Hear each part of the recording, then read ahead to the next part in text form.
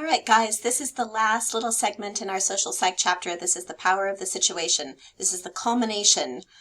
So we found out that thin slices of behavior actually give us information. We're very perceptive about what other people are thinking and feeling. We saw that the eyes, the sclera, the white sclera tells us where other people are pointing their attention. We're paying attention to other people all the time. That led into some discussion about conformity. Doing what other people are doing simply to be part of the group. That led to a discussion of obedience, doing terrible things to other people simply because we're told to. And now we have the power of the situation with the Stanford prison experiment and Philip Zimbardo. I want to start by saying that I'm going to link a short video for you on Stanford prison experiment, and I encourage you to watch it.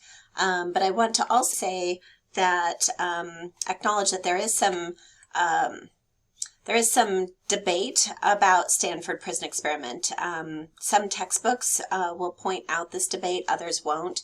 I have read a fair amount, as much as I can, about the debate, and I am not convinced, personally, that Zimbardo did anything wrong. Maybe he did, maybe he didn't.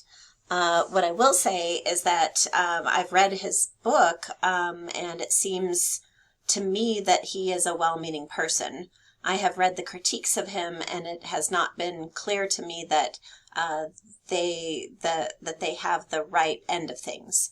I continue to teach it because I don't know what the answer is, but I do know that the power of the situation is a real effect in real life. I think we see it all the time.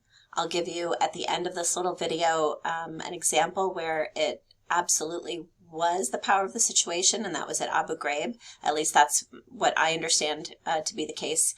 So let's begin by thinking about some of the stuff we already know. We already know about in-group, out-group thinking. We know that we tend to think that our in-group is good and unique. We know that we think the out-group is bad and all the same. They're all those people out there are the same. We know about negative stereotypes and prejudice. So we know that we've got these stereotypical beliefs about groups. We know that there's prejudice, which is emotional, negative reaction to people. And then we know there's discrimination, where we behave wrongly toward people based on the stereotype. What we also know about social norms, that people will engage in behaviors that help bring them into compliance with the social norms. This is conformity. The last thing here, de-individuation, sorry I didn't put it forth, is a new concept. De-individuation is the idea that we ourselves may become de-individuated, and others maybe as well. So if you put on a costume that covers your face and head, and you go out on Halloween, and you come across a house where there's nobody there and they've left out a bowl of candy, and you might think to yourself, I'll just take the whole bowl, nobody's here. And you'd be more likely to do that if you're wearing a costume that covers your face, because now you're not an individual and nobody can recognize you. But suppose you're not wearing a mask, and suppose they put a mirror behind the bowl of candy, and now you become kind of aware of your own self as an individual, then you're going to be much less likely to take the whole bowl of candy. De-individuation also happens toward other people, where we think that other people are all the same. Prisoners, for example, are all given the same uniform to wear. And that makes them seem much more similar to one another, in the same way that we think the out-group is all similar to one another. So these are pictures from the Stanford prison experiment. Let me just give you a brief introduction. Zimbardo was friends with a guy who was very interested in prison reform. This is the 1970s. Prisons were awful, horrible places, way worse than they are now. Rampant abuse. And Zimbardo was interested in, why does that happen? Is that something the guards are doing? Is that something that the prisoners are doing? And so he wanted to create a prison in the basement of Stanford University. Thus it's called the Stanford prison experiment. He wanted to create a prison in the basement and he recruited Stanford students to be either guards or prisoners. So he put an ad in the paper, and it was just supposed to be a 3-week experiment. And it really, the word experiment is a little bit of a misnomer. It's not an actual experiment. It might be better called the Stanford Prison Study, but colloquially we just call it the SPE. So the people were recruited and they responded, and they were given a battery of tests to make sure that nobody was psychotic, nobody was a heavy drug user, nobody, was a narcissist. Like, they tried to clear them out so that they had a group of very healthy people, psychologically and physically. And then they randomly assigned some of them to be prisoners and some of them to be guards. And if they were assigned to be prisoners, then they worked with the local police department to go and round them up. And they went and arrested them, so to speak. And then they brought them to the Stanford County Prison. And then they gave them like dresses to wear with a number on it. They put pantyhose over their heads to simulate shaving the head. They couldn't shave their heads, but they put pantyhose over the heads. And then they gave the guards sunglasses with reflective coating so that you couldn't see their eyes, a uniform, and a baton. Okay? And they would put bags over their heads and lead them around so that they would not know that they were actually in the basement of the Stanford Psych building. Okay. So that's the gist of it. De-individuation, again, is when group members feel anonymous. I'm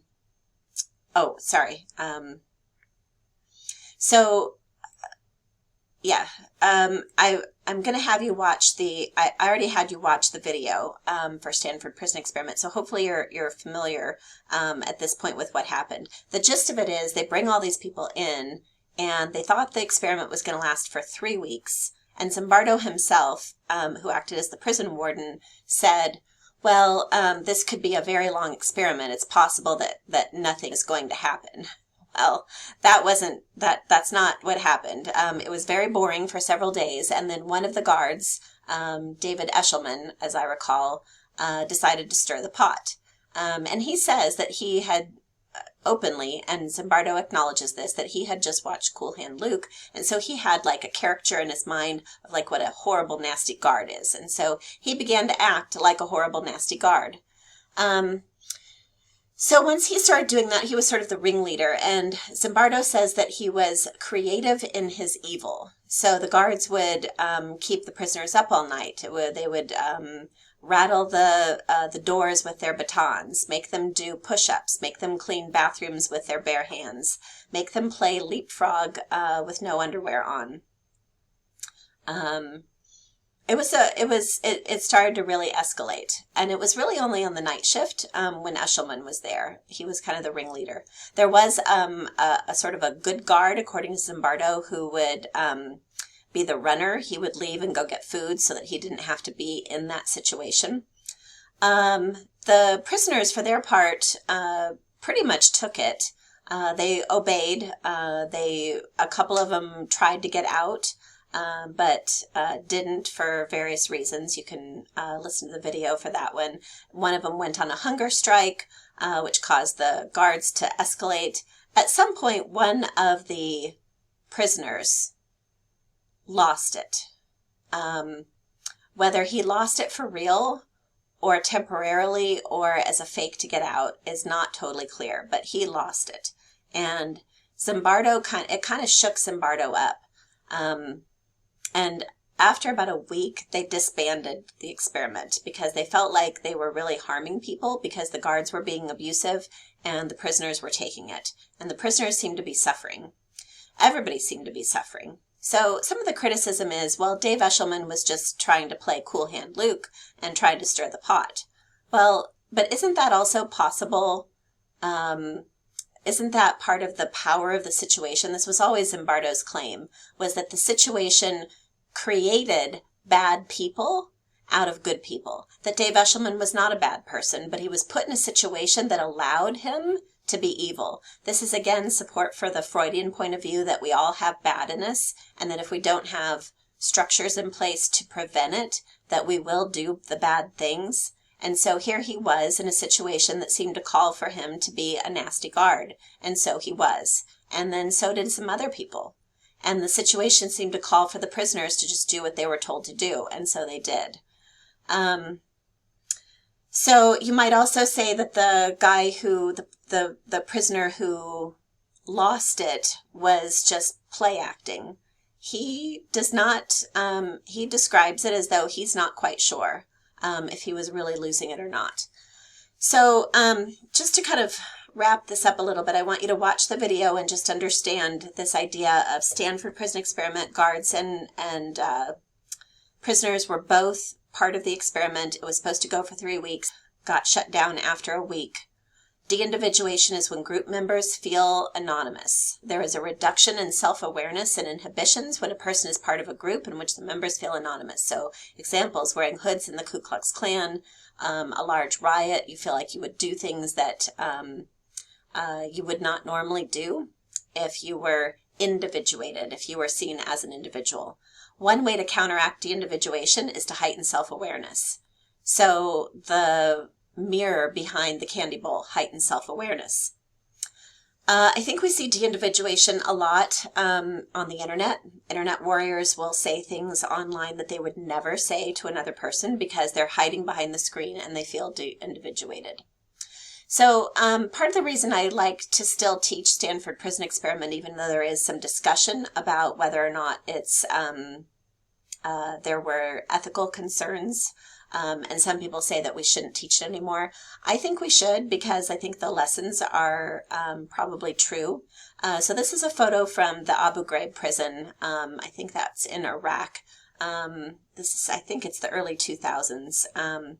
And what had happened was, this is a woman called Lindy England, and Lindy and her boyfriend began to abuse the prisoners in the prison.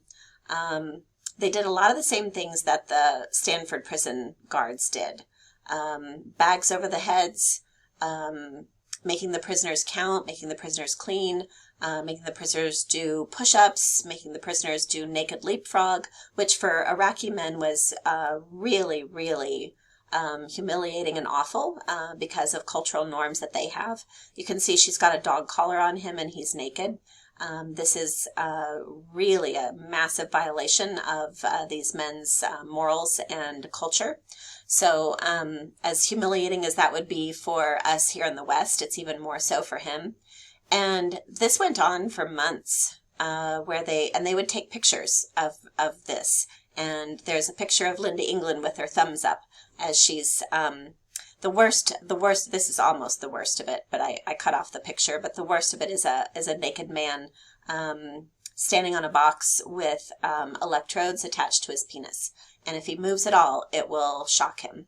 So there's actually a talk by Zimbardo where he walks through the abuses at Abu Ghraib and compares that to what he saw at the Stanford Prison Experiment.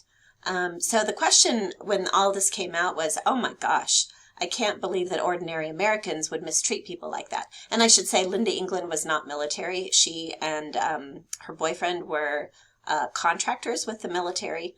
And we might say, well, she must be just a horrible person. She's a bad apple.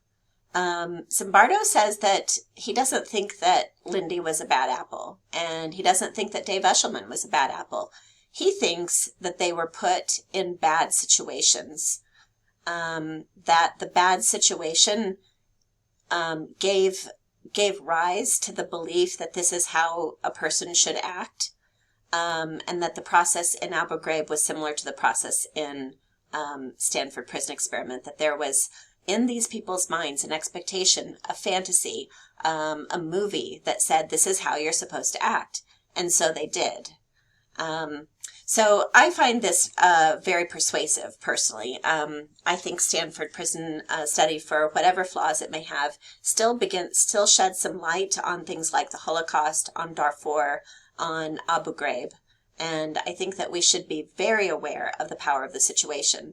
I think if you're a person, Zimbardo would say that if you're a person who says, I would never do that, that you should really think about that. He says that the only way to guard against it is to be aware that most of us could do the bad thing. After all, 2/3 of people went all the way to the full shock level, and nobody quit before 300 volts, right? And 76% of people conformed and picked the wrong line at least once. We have so much pressure on us to fulfill roles that we think other people expect from us. We have so much pressure to be like others that I think the only way to, I think one of the ways that we can avoid more horrible things like this is to be aware that we too could do the bad thing. We could. Be aware of the power of the situation that tells you somehow that you should be doing bad things. Keep track of your internal moral compass. All right, guys, that was kind of a sad way to end the lecture. It's tough stuff, but I hope that was educational for you, and I will see you in the next chapter.